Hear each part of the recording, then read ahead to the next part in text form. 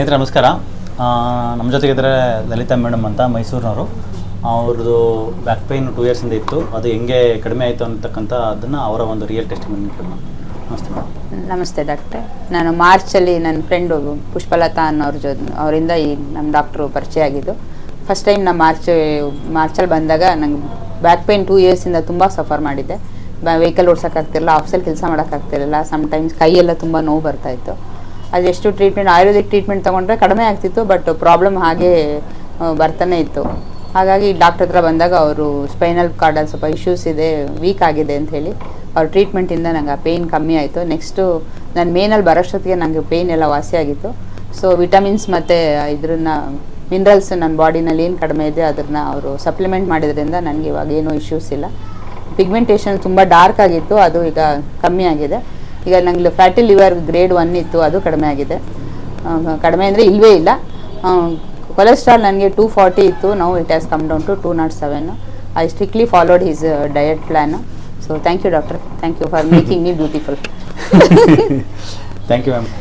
Ma'am, ನಿಮಗೆ like ಇದು ಸಮಸ್ಯೆ ಸ್ಟಾರ್ಟ್ ಆಗಿ ಎಷ್ಟು ದಿನ ಆಯ್ತು ಮ್ಯಾಮ್? ನನಗೊಂದು 2 ಇಯರ್ಸಿಂದ ಸಿವಿಯರ್ ಆಗಿತ್ತು. ಅದಕ್ಕಿಂತ ಮುಂಚೆ ಇತ್ತು ಡಾಕ್ಟ್ರೆ. ಅದೇ ಏನು ಮಾಡ್ತಿದೆ, ಸ್ವಲ್ಪ ವೆಹಿಕಲ್ ಓಡಿಸೋದು ಕಡಿಮೆ ಮಾಡೋದು, ರಜಾ ತಗೊಳ್ಳೋದು, ರೆಸ್ಟ್ ಮಾಡೋದು, ಆ ಥರ ಮಾಡ್ತಾ ಇದೆ. ಬಟ್ ಆ ಪ್ರಾಬ್ಲಮ್ ವಾಸಿ ಆಗಿರಲಿಲ್ಲ. ನಾವು I am very confident. Vehicle ಎಷ್ಟು ದಿನಕ್ಕೆ ಒಂದು 60-70 ಕಿಲೋಮೀಟರ್ ಓಡಿಸ್ತೀನಿ. ನಾವು ಐ ಡೋಂಟ್ ಫೀಲ್ ಲೈಕ್ ನನಗೇನು ತುಂಬ ನೋವಾಗುತ್ತೆ, ಸುಸ್ತಾಗುತ್ತೆ, ಸ್ಟ್ರೈನ್ ಆಗುತ್ತೆ. I don't feel like anything. Okay. Earlier ಹೆಂಗಿತ್ತು ಮ್ಯಾಮ್? ನಾನು ಓಡಾಡೋಕ್ಕಾಗ್ತಿರ್ಲಿಲ್ಲ ಡಾಕ್ಟ್ರೆ. ಆಫೀಸ್ಗೆ ಹೋಗೋದು ಬರೋದು ಆಟೋಲ್ಲಿ ಹೋಗ್ತಿದ್ದೆ, ಕಾರಲ್ಲಿ ಹೋಗ್ಬೇಕಾಗಿತ್ತು, ಇಲ್ಲ someone has to drop me, ಆ ಥರ ಇತ್ತು ನನಗೆ. ಈಗ ಆ ಥರ ಇಶ್ಯೂಸ್ ಇಲ್ಲ. ಸಿನ್ಸ್ 2 ಮಂತ್ಸಿಂದ I am very happy. Oh, very nice. ನಿಮ್ಮದು ಫೈಲ್ ಇದೆ ಮೇಡಮ್ಕ? ಸ್ನೇಹಿತರೆ, ಮೇಡಮ್ಗೆ ಯೂಶಲಿ ಯಾವುದೇ ಬ್ಯಾಕ್ ಪೇನ್ ಆಗ್ಬೋದು ಅಥವಾ ಕುತ್ತಿಗೆ ನೋವು ಆಗ್ಬೋದು, ಅದರಲ್ಲಿ ಏನಾಗ್ತಿರುತ್ತೆ, ಸ್ವಲ್ಪ ವಿಟಮಿನ್ಸು ಮಿನರಲ್ಸು 90% ಆಫ್ ಎಸ್ಪೆಷಲಿ ವುಮೆನ್ಗೆ ಕಡಿಮೆ ಇರುತ್ತೆ. ಅದು ಯಾವುದು ಅಂತ ಯೂಶಲಿ ಬ್ಲಡ್ ಚೆಕ್ ಮಾಡಿದಾಗ ಗೊತ್ತಾಗುತ್ತೆ. ಇಲ್ಲಿ ಇವ್ರದ್ದು ಕಂಪ್ಲೀಟ್ ಬಾಡಿ ಪ್ರೊಫೈಲ್ ಚೆಕ್ ಮಾಡಿದಾಗ ಅದರಲ್ಲಿ ಇವೆಲ್ಲ ಕಡಿಮೆ ಇತ್ತು. ಅದನ್ನು ಒಂದೊಂದನ್ನೇ ಸರಿ ಮಾಡ್ಕೊತ ಬಂದ್ವಿ. ಫಸ್ಟ್ ಬಂದು ಇವರಿಗೆ ಇನ್ಫ್ಲಮೇಟರಿ ಫುಡ್ ಸ್ಟಾಪ್ ಮಾಡಿದ್ವಿ. ಇನ್ಫ್ಲಮೇಟರಿ ಫುಡ್ ಅಂದರೆ ಏನೇನು ನಿಲ್ಸಿರಿ ಮೇಡಮ್? ಚಪಾತಿ ಇಲ್ಲ ಫೇವರೇಟ್. ಮುಂಚೆ ಎಷ್ಟು ತಿಂತಾ ಇದ್ರಿ? ಚಪಾತಿ ತುಂಬಾ ತಿಂತಾ ಇದೆ. ವೀಕ್ಲಿ ಎಷ್ಟು ದಿನ ತಗೊಂತ ಇದ್ರಿ? Almost daily chapati. Okay. Chapati ಇಲ್ಲ, ಹಾಲು ಮೊಸರು ಅಂದ್ರೆ ಲ್ಯಾಕ್ಟೋಸ್ ಇಂಟಾಲರೆನ್ಸ್ ಇದೆ ನನಗೆ ಅಂತ ಯಾರು ಐಡೆಂಟಿಫೈ ಮಾಡಿರಲಿಲ್ಲ. You are the first doctor you identified me. ಹಾಗಾಗಿ ಮಿಲ್ಕ್ ಪ್ರಾಡಕ್ಟ್ಸ್ ನಾನೇನು ತಗೋತಾ ಇಲ್ಲ, ವೀಟ್ ಪ್ರಾಡಕ್ಟ್ಸ್ ಇಲ್ಲ, ಸ್ವೀಟ್ಸ್ ಇಲ್ಲ. ಸ್ವೀಟ್ಸ್ ಅಂದ್ರೆ ಬೇಕಾಗಿರ್ಲಿಲ್ಲ, ಬಟ್ ಅಂದ್ರೆ ನನಗೆ ಇನ್ಸುಲಿನ್ ಏನೋ ಸ್ವಲ್ಪ ಜಾಸ್ತಿ ಇದೆ, 85 ಇರೋದ್ರಿಂದ ಬೇಡ ಅಂತ ಹೇಳಿದ್ರಿ. And I completely stopped. Cheat meal ಒಂದೊಂದು ದಿನ ಮಾಡಿದ್ದೀನಿ, ಬಟ್ ಓಕೆ. ಅದು ನಾನು ಈ ಸಲ ಲಾಸ್ಟ್ ವೀಕ್ ಮಾಡಿ ರಿಪೋರ್ಟ್ ಅಲ್ಲಿ ಮಾಡಿಸಿದ್ದೀನಿ. Cholesterol it has come down 207. Without cholesterol medicines? ಇಲ್ಲ, ಕೊಲೆಸ್ಟ್ರಾಲ್ ಏನು ಮೆಡಿಸಿನ್ ತಗೊಂಡಿಲ್ಲ ನಾನು. ನಿಮ್ಮ ಡಯಟ್ ಚಾರ್ಟ್ ಅಲ್ಲೇನೆ ಐ ಕುಡ್ ಮೇಕ್ ಔಟ್. ಇದರಲ್ಲಿ ಈ ಪೇನ್ ಜೊತೆಗೆ ಬೇರೆ ಏನಿತ್ತು ಮೇಡಮ್? ಪೇನ್ ಜೊತೆಗೆ ಬೇರೆ ಏನು ಇಶ್ಯೂಸ್ ಇತ್ತು? ಬೇರೆ ಹೇರ್ಸ್ದು ಸ್ವಲ್ಪ ಫಾಲಿಂಗ್ ಇತ್ತು, ಸ್ವಲ್ಪ ಥಿನ್ನಿಂಗ್ ಇತ್ತು. ಅದ್ ಬಿಟ್ರೆ ಪೇಯ್ನ್ ಎಲ್ಲ ತುಂಬಾ ಸಿವಿಯರ್ ಅಂತ ಇರ್ಲಿಲ್ದೇ ಇರೋದು, ಬಟ್ ಆ ಪೇಯ್ನ್ ಇರ್ತಿತ್ತಲ್ಲ, ನಂಗೆ ಆ ನೋವು ಒಂಥರ ಯಾವಾಗ್ಲೂ ನಿದ್ದೆ ಮಾಡಕ್ ಆಗ್ತಿರ್ಲಿಲ್ಲ. ಆಮೇಲೆ ಬ್ಲೋಟಿಂಗ್ ಜಾಸ್ತಿ ಇತ್ತು, ನಂಗೆ ನಿದ್ದೆ ಮಾಡಕ್ ಆಗ್ತಿರ್ಲಿಲ್ಲ ಆ ಸೌಂಡ್ಗೆ ಒಂಥರ ಅದು. ಹಂಗಾಗಿ ಅದೆಲ್ಲ ಸ್ಟಾಪ್ ಆಗಿರೋದ್ರಿಂದ ನಾನು ಸ್ವಲ್ಪ ನೀರಾಳಾಗಿ ನಿದ್ದೆ ಮಾಡ್ತೀನಿ. ಅದು ಜಾಸ್ತಿ ಇದ್ದಿದ್ದು ಅದೇನೆ. ಡೈಜೆಷನ್ ಇಶ್ಯೂಸ್ ಇತ್ತು ನನಗೆ, ಅದನ್ನ ಯಾವ identified correctly, because wrong food ಇಂದ ನನ್ನ ಬಾಡಿನ ಅಬ್ಯೂಸ್ ಮಾಡಿದ್ದೀರಾ ಅಂತ ಹೇಳಿ ಕರೆಕ್ಟೆಡ್ ಇಟ್. ಅದರಲ್ಲಿ ಏನಾಗುತ್ತೆ, ಈ ರಾಂಗ್ ಫುಡ್ ಅಂತಂದ್ರೆ ಈಗ ನಮಗೆ ಅದು ರೈಟ್ ಅಂತ ಅನಿಸ್ತಾ ಇರುತ್ತೆ, ಇಷ್ಟ ಆಗ್ತಾ ಇರುತ್ತೆ, ತಿಂತಾ ಇರ್ತೀವಿ. ಅದು ಇಷ್ಟ ಆಗುತ್ತೆ ಒಂದು, ಮತ್ತೆ ಅದು ರೈಟ್ ಅಂತಾನೆ ನಮ್ಗೆ ಆಕ್ಚುಲಿ ಕೋಡಿಂಗ್ ಆಗ್ಬಿಟ್ಟಿದೆ. ಇವಾಗ ಹಾಲು ಅನ್ನೋದು ಒಳ್ಳೇದು, ಹಾಲಿದ್ರೆ ನಮಗೆ ಕ್ಯಾಲ್ಸಿಯಂ ಬರುತ್ತೆ, ಬೋನ್ಸ್ ಗಟ್ಟಿ ಆಗುತ್ತೆ ಅಂತಾನೆ ನಮಗೆ ಕೋಡಿಂಗ್ ಆಗಿರುತ್ತೆ. ಬಟ್ ಅದು ಈ ಲ್ಯಾಕ್ಟೋಸ್ ಇಂಟಾಲರೆನ್ಸ್ ಒಂದು ನಿಮ್ಗಿರುತ್ತೆ, ಅದರಿಂದನೇ ಅಂತಲ್ಲ. But milk it self is not A good, because 5 ವರ್ಷ ಆದಮೇಲೆ ಹಾಲನ್ನ ಡೈಜೆಸ್ಟ್ ಮಾಡ್ತಕ್ಕಂಥ ಎಂಜೈಮ್ಸ್ ಎಲ್ಲ ಹೋಗ್ಬಿಡ್ತವೆ ಎಲ್ಲರ ಬಾಡಿನಲ್ಲೂ. ಅದು ಹೋದಾಗ ಎಲ್ಲರಿಗೂ ಅದು ಹಾರ್ಮ್ಫುಲ್ ಆಗುತ್ತೆ ಹೊರತು ಅದರಿಂದ ಬೆನಿಫಿಟ್ಸ್ ಎಲ್ಲ ಕಡಿಮೆ. ನಮ್ಮ ಹಾಸ್ಪಿಟ್ಲಿಗೆ ಬರ್ತಕ್ಕಂಥ ಎಲ್ಲ ಪೇಷಂಟ್ರು ನಾವು ಮಿಲ್ಕ್ನ ಸ್ಟಾಪ್ ಮಾಡಿಸ್ತೀವಿ. ಮಿಲ್ಕ್ ಅಂಡ್ ಮಿಲ್ಕ್ ಪ್ರಾಡಕ್ಟ್ಸ್ ನಿಲ್ಲಿಸ್ತೀವಿ, ಎಕ್ಸೆಪ್ಟ್ ಮಜ್ಜಿಗೆ, ಬೆಣ್ಣೆ, ತುಪ್ಪನ. ಮಜ್ಜಿಗೆ ತಗೋತಾ ಇದ್ದೀನಿ, ನೀವು ಹೇಳಿದ್ರೆ ಈ ಸಲ ಬೆಣ್ಣೆ ಸ್ಟಾರ್ಟ್ ಮಾಡಿ ಅಂದಿದ್ದೀರಾ. ತುಪ್ಪನೂ ಕಂಪ್ಲೀಟ್ಲಿ ಸ್ಟಾಪ್ಡ್. ಫೇವರೇಟ್ ಮೊಸರು ಅದೆಲ್ಲ ಬಿಟ್ಟಿದ್ದೀನಿ. ಬಟ್ ಮಜ್ಜಿಗೆ ಸ್ವಲ್ಪ ಕಾಂಪನ್ಸೇಟ್ ಮಾಡ್ತಾ ಹಾ, ಇದ್ದೆ. ಮಜ್ಜಿಗೆ ಮೊಸರು ತಗೊಳಕ್ಕೂ ಮಜ್ಜಿಗೆ ತಗೊಳಕ್ಕೆ ಅಷ್ಟು ಡಿಫ್ರೆನ್ಸ್ ಆಗಲ್ಲ. ನಾವು ಊಟ ಮಾಡುವಾಗ ಲಾಸ್ಟಿಗೆ ಅನ್ನ ಜೊತೆಗೆ ಮಜ್ಜಿಗೆ ಜೊತೆ ತಿನ್ನೋಕ್ಕೂ ಮೊಸರು ಜೊತೆಗೆ ಅಷ್ಟು ಡಿಫ್ರೆನ್ಸ್ ಬರಲ್ಲ. ಸೊ ಹಂಗಾಗಿ ಮಜ್ಜಿಗೆ ಜೊತೆಗೆ ತಿನ್ಬೋದು, ಅದೇನು ಪ್ರಾಬ್ಲಮ್ ಆಗಲ್ಲ. ಸೊ ಆಮೇಲೆ ನಿಮ್ದು ವಿಟಮಿನ್ಸ್ ಪ್ರೊಫೈಲ್ ಎಲ್ಲ ಕಮ್ಮಿ ಐತಿ. ಯಾಕಂದ್ರೆ ನೀವು ವಿಟಮಿನ್ಸ್ ಪ್ರೊಫೈಲ್ ಕಡಿಮೆ ಆಗೋದಕ್ಕೆ ರೀಸನ್ ಬಂದು ನಿಮ್ಮ ಇದಿತ್ತಲ್ಲ ಮೇಡಮ್, ಅಂದ್ರೆ ಈ ಕರೆಕ್ಟಾಗಿ ವಿಟಮಿನ್ ಫುಡ್ ತಗೊಂತಾ ಇದ್ರಿ ನೀವು. ಇವಾಗ ವಿಟಮಿನ್ ಟ್ಯಾಬ್ಲೆಟ್ ಆಗ್ಬೋದು, ವಿಟಮಿನ್ಸ್, ನ್ಯೂಟ್ರಿಷನ್ಸ್ ಫುಡ್ ತಗೋತಾ ಇದ್ದೆ.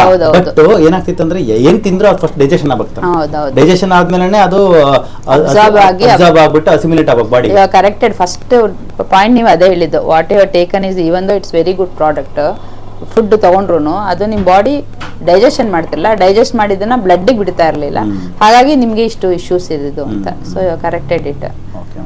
ಸೊ ಅದು ಸರಿಯಾಯಿತು. ಅದು ಸರಿಯಾದ್ಮೇಲೆ ಒಂದೊಂದೇ ಎಲ್ಲಾನು ಸರಿ ಆಗ್ತಾ ಬಂತು.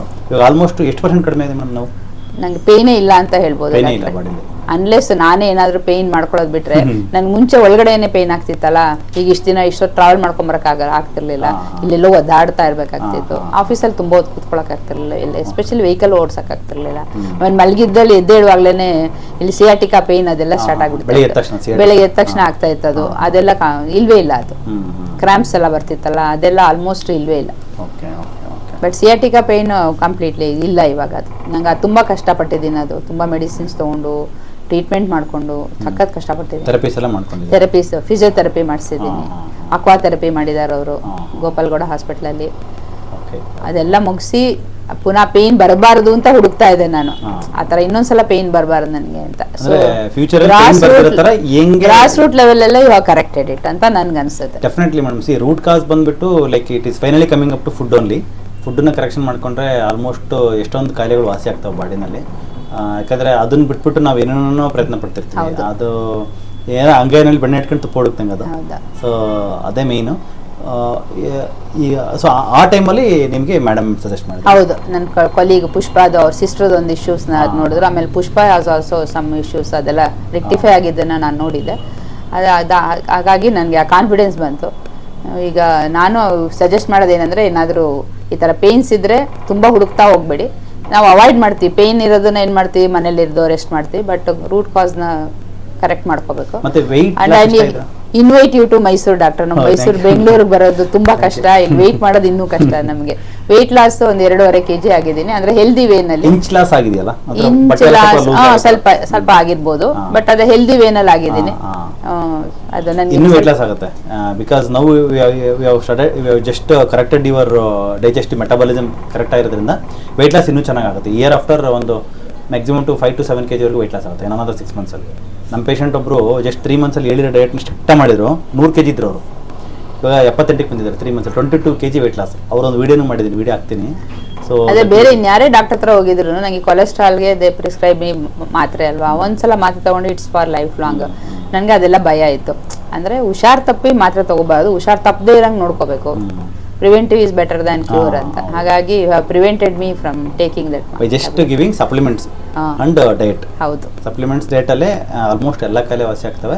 So and whatever the treatment ಇಲ್ಲಿ ಕೊಟ್ಟಿರ್ತಕ್ಕಂಥ ಥೆರಪಿ ಆಗ್ಬೋದು, ಇಂಜೆಕ್ಷನ್ಸ್ ಆಗ್ಬೋದು, ದಟ್ ಆಲ್ಸೋ ಹೆಲ್ಪ್ ಆಗಿರ್ಬೇಕು. Strengthening the like spinal cord. ನನಗೆ B12 ತುಂಬಾ ಕಡಿಮೆ ಇತ್ತು. ನೀವು 2 ಸಲನೂ ಆ ಇಂಜೆಕ್ಷನ್ಸ್ ಎಲ್ಲ ಕೊಟ್ಟು ಒಂಥರ ಅದು ಬ್ಯಾಲೆನ್ಸ್ ಮಾಡಿದ್ದೀರಾ. ಅಂಡ್ ವಿಟಮಿನ್ ಡಿ ನನಗೆ ಈ ಸಲ ಈಗ ಇಂಪ್ರೂವ್ ಆಗಿದೆ. ಲಾಸ್ಟ್ ಟೈಮ್ 35 ಇತ್ತು, ನಾವು ಇಟ್ ಹ್ಯಾಸ್ ಕಮ್ ಟು 95. ಅದು ಕರೆಕ್ಟ್ ಆಗಿದೆ. ಅಂಡ್ ಮೈನ್ಲಿ ಈ ನಾವು ಲೋಕಲ್ ಇಂಜೆಕ್ಷನ್ಸ್ ಕೊಟ್ವಲ್ಲ ಮಸಲ್ಸ್ ಸ್ಟ್ರೆಂಥನಿಂಗ್ ಮಾಡೋದಕ್ಕೆ, ಲೈಕ್ ಆ ಇಂಜೆಕ್ಷನ್ಸ್ ಓಝೋನ್ ಆಗ್ಬೋದು, ವಿಟಮಿನ್ಸ್ ಆಗ್ಬೋದು, ಲೋಕಲ್ಗೆ ಪ್ರೊಲೋಥೆರಪಿ ಆಗ್ಬೋದು, ಆ ಇಂಜೆಕ್ಷನ್ಸ್ ಲೋಕಲ್ ಕೊಡುವಾಗ ಅದು ಆ ಮಸಲ್ಸ್ನ ಅದೆಲ್ಲ ಆಕ್ಟಿವೇಟ್ ಮಾಡಿ ಸ್ಟ್ರೆಂತ್ ಮಾಡುತ್ತೆ. ಅದು ನಾವು ಊಟ ಮಾಡಿ ಅಲ್ಲಿಂದ ಫಸ್ಟ್ ಡೈಜೆಷನ್ ಸರಿ ಮಾಡಿ ಅಲ್ಲಿಂದ ಸರಿ ಆಗೋಕ್ಕೆ ಸ್ವಲ್ಪ ಟೈಮ್ ಹಿಡಿಯುತ್ತೆ.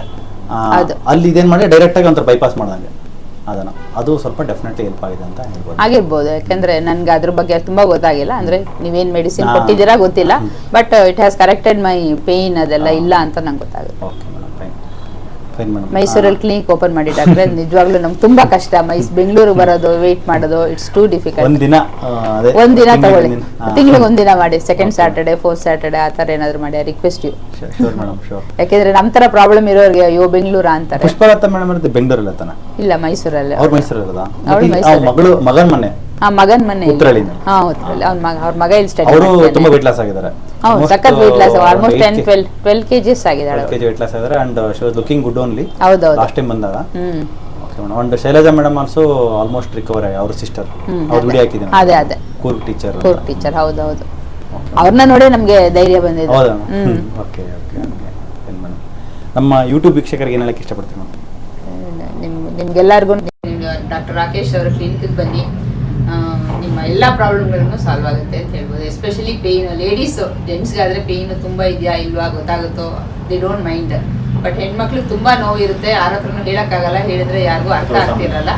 ಹಾಗಾಗಿ ದಯವಿಟ್ಟು ನೀವು ಡಾಕ್ಟರ್ ರಾಕೇಶ್ ಅವ್ರನ್ನ ಮೀಟ್ ಮಾಡಿ, ಅವ್ರದ್ದು ಡಯಟ್ ಫಾಲೋ ಮಾಡಿ, ಖಂಡಿತ ನಿಮ್ಗಾಗುತ್ತೆ, ವಾಸಿ ಆಗುತ್ತೆ. And it's very easy also. ಬೇರೆ ಎಲ್ಲೋ ಏನೋ ಟ್ರೀಟ್ಮೆಂಟ್ಗೆ ಅಥವಾ ಮೆಡಿಸಿನ್ ಹುಡುಕ್ಬೇಕಾಗಿರಲ್ಲ, ಮನೆಯಲ್ಲೇ ನೀವು ಮಾಡಿಕೊಂಡು ನಿಮ್ಮ ಹೆಲ್ತ್ನ ಚೆನ್ನಾಗಿ ಮಾಡ್ಕೋಬೋದು. ನೀವು ಚೆನ್ನಾಗಿದ್ರೆ ನಿಮ್ಮ ಫ್ಯಾಮಿಲಿ ಚೆನ್ನಾಗಿರುತ್ತೆ. ಇದೊಂಥರ ಹೆಂಗಂದ್ರೆ ಮೇಡಮ್, ಈಗ home remedy certified by doctor ಅನ್ನಂಗೆ ನಾವು ಹೋಮ್ ರೆಮಿಡೀಸ್ ಮಾಡ್ತಾ ಇರ್ತೀವಿ, ಅದ್ರ ಸ್ವಲ್ಪ ಚೇಂಜಸ್ ನಾವೇನಂದ್ರೆ ಮನೆಯಲ್ಲಿ ನಾವೆಲ್ಲರೂ ನೋಡ್ಕೊಂತೀವಿ, ನಮ್ಮನ್ನ ನಾವು ನೋಡ್ಕೊಳ್ಳೋ ಅಷ್ಟೊತ್ತಿಗೆ ಈ ತರ ಪೇನ್ ಸ್ಟಾರ್ಟ್ ಆಗೋಗಿರುತ್ತೆ. ಅವಾಗ ನೆಗ್ಲೆಕ್ಟ್ ಮಾಡ್ಬಿಡ್ತೀವಿ, ಮನೆಯವ್ರಗಳೂ ಹೇಳಕ್ ಹೋಗಲ್ಲ, ನಾವು ಸಂಕೋಚನೋ ಅಥವಾ ಎಷ್ಟಲ್ಲಿ ಹೇಳೋದು ಅನ್ಕನೋ ಆ ಥರ ಅನ್ಸುತ್ತೆ. ಬಟ್ ಒಂದ್ಸಲ ಅವ್ರು ಮನ್ಸು ಮಾಡಿದ್ರೆ they can take care of themselves. Thank you doctor for giving me